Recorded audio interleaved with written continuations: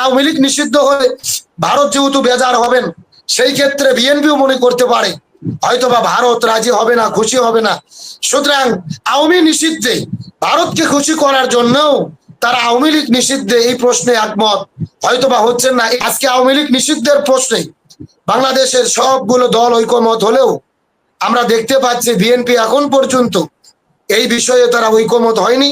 এবং বিশেষ করে শাহবাগ, গতকালকে যমুনার সামনে যে আন্দোলন শুরু হয়েছে, জামাত ইসলাম, চরমোনা, হেফাজত, এনসিপি সহ গণ অধিকার পরিষদ সহ সমস্ত দল এখানে ঐকমত পোষণ করলেও বিএনপি এখানে আসেনি।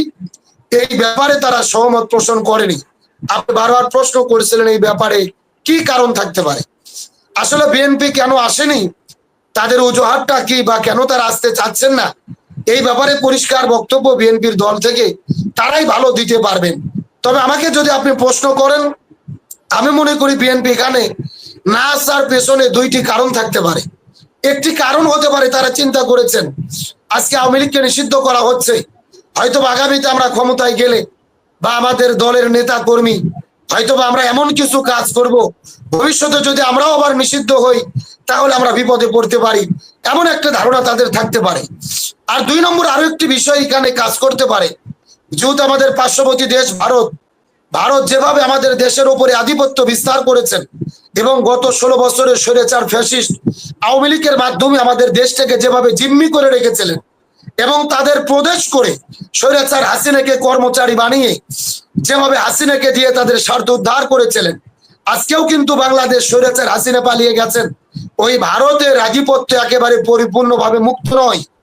বিশেষ করে সরকার সহ বিভিন্ন জায়গায় ভারতের রর মাধ্যমে বিভিন্ন দলকে তারা বিভিন্নভাবে কাজে লাগিয়ে তাদের স্বার্থ হাসিলের চেষ্টা করছেন।